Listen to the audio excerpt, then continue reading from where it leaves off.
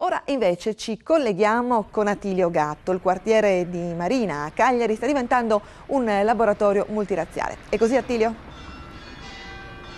Sì, sentite le campane della chiesa di Santa Eulalia. Le abbiamo volute all'inizio del nostro collegamento perché hanno segnato la vita di tante generazioni di cagliaritani o, se preferite, hanno tormentato le loro notti. Questo è il quartiere Marina a Cagliari, il quartiere dei pescatori è sempre stato, ma oggi i pescatori non abitano più qui, sono stati sostituiti dagli extracomunitari.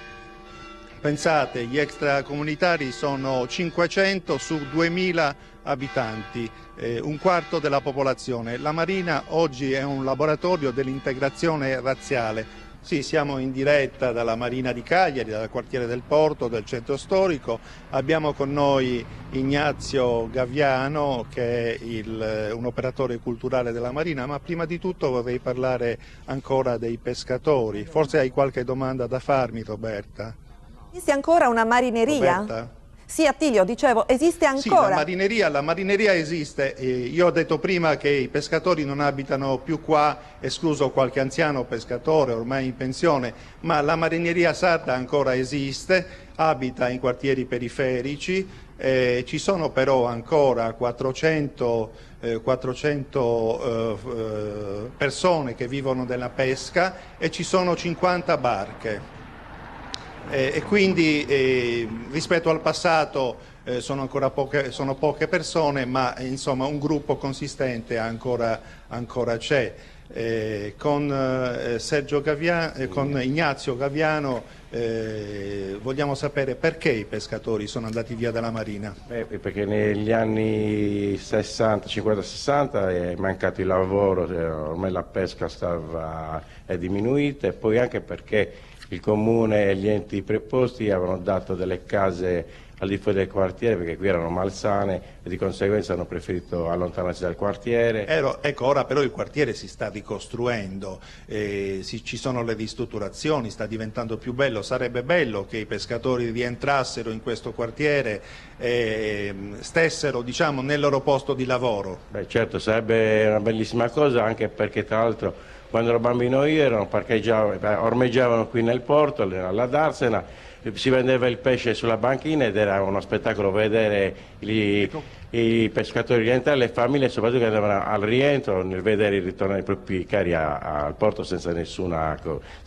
danno. E poi tra l'altro era un introito in più per le stesse famiglie, perché vendere lì si vendeva meglio che venderla all'ingrosso, però purtroppo il mondo è andato così. Speriamo che ritornino e speriamo che il sindaco di Cagliari gli faccia un piccolo ormeggio qui in modo da permettere a loro di rientrare e far rivivere il quartiere anche sotto quel punto di vista. Ecco, qui possono partire anche le immagini degli scorci di Cagliari. Ignazio Gaviano è un operatore culturale. Quali sono le attività culturali di questo risveglio della Marina, di questa Marina Felix, diciamo? Io sono il presidente dell'associazione Cagliari si risveglia, infatti non per nulla si sta risvegliando anche il quartiere, non certo solamente per me ma per tanti altri miei colleghi. Noi abbiamo con me che cavallo di battaglia il premio letterario Città di Cagliari, ormai quest'anno siamo alla 10ª edizione. Più facciamo degli spettacoli teatrali in parlata cagliaritana per non perdere la parlata, ma anche per ricordare ai più giovani come si viveva una volta e soprattutto perché si stanno dimenticando anche l'essere abitanti di un rione, perché prima... Ecco, e in questo quindi la lingua cagliaritana sono coinvolti anche gli extracomunitari? Certo, in questo? noi chiediamo agli extracomunitari di partecipare ai nostri spettacoli. Adesso fra breve faremo una serata di poesia multietnica, anche la signora mi ha promesso il suo intervento. Benissimo, la signora è una indiana di etnia Sikh, come si chiama? Jasvir, Da quanto tempo vive qui, signora? quasi 6 anni. Ecco, vive bene, vive con la sua famiglia, 2 figli mi pare, Sì. Vive bene, ha mai subito episodi di razzismo in questo quartiere? No, siamo benissimo qui.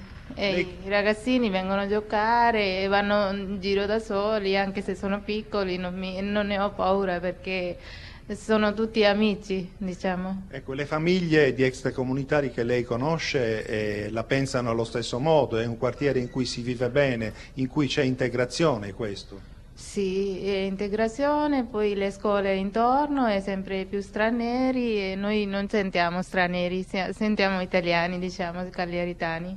Sì, quindi sembra delinearsi l'immagine di una Marina felice, di una Marina dove gli extracomunitari stanno bene, ma noi torniamo un attimo al passato. La Marina è anche sinonimo di lavoro. Qui è sorta forse la prima fabbrica di Cagliari, la Manifattura Tabacchi, la mitica Manifattura Tabacchi, le mitiche tabaccaie che furono anche protagoniste dei moti del 1906 contro il carovita quando era sindaco Ottone Baccaredda. Noi 4 anni fa abbiamo realizzato un'intervista con, possiamo chiamarla l'ultima sigaraglia. La signora allora aveva 88 anni, oggi ne ha 92 e non sta bene, anzi la salutiamo.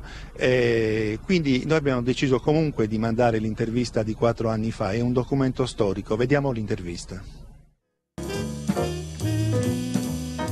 Cari vecchi anni 50, quando le sigaraglie della Manifattura Tabacchi si facevano fotografare sorridenti e fiere, stanche per il duro lavoro ma coscienti di essere protagoniste della storia della città, Antonietta Sirigu, famiglia di pescatori, ha lavorato per 40 dei suoi 88 anni nella gloriosa manifattura. Aveva 18 anni quando è entrata in fabbrica. Suonava il campanello alle 8 meno 20, era il primo suono. Poi a meno 10 faceva un altro. E correvano le mamme con i bambini in braccio. Tante donne, oltre 200 operaie, Antonietta confezionava i sigari. Facevo tutti i giorni 725 sigari. Un lavoro duro, ma il giorno più triste è stato proprio quando Antonietta ha lasciato la manifattura. E il pianto che ho fatto il giorno che me ne sono andata. Poi mi mettevo dietro il balcone di casa mia, che eravamo a faccia, stavamo lì allora, via Regina Margherita. E di rimpetto guardavo e sospiravo, triste come stanotte. Ecco, vedete uno scorcio del quartiere Marina, il Vico Collegio, e stiamo qui con il Deus ex machina di questo quartiere, Don Mario Cugusi, a cui si deve il risveglio del quartiere. Ma questo quartiere è proprio un'isola felice? Ma mi pare di sì, sia dal punto di vista urbanistico, perché il quartiere è stato rimesso veramente in condizioni ottimali, e sia dal punto di vista antropologico e sociale, perché c'è una integrazione con le diverse etnie minoritarie. E possiamo parlare anche del grande tesoro che c'è sotto la chiesa di Sant'Eulalia, possono partire le immagini. Cosa è stato trovato? Beh, abbiamo scoperto le radici profonde, antiche di questo quartiere che l'hanno nobilitato, e l'epoca romana soprattutto è stata messa in luce, ma non soltanto, con una serie di ritrovamenti che scandiscono 2000 anni di storia del quartiere. Ecco, ma dove va questo quartiere? Lo chiediamo all'allenatore della squadra di basket dell'Oratorio, Angelo Urban. Dove va? Verso l'integrazione razziale, sempre di più? Beh, certo, la speranza sta sicuramente nei bambini, che io vedo tutti i giorni. Insomma, è tutto in mano loro, la loro naturalezza, la loro semplicità nel fare le cose è sicuramente una buona base di partenza.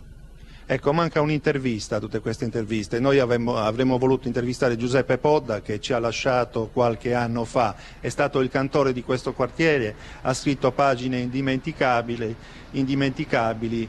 Noi per un giorno gli abbiamo rubato la scena. Scusaci Giuseppe se ti abbiamo rubato la scena in tua assenza, che poi è una presenza. Linea definitivamente allo studio.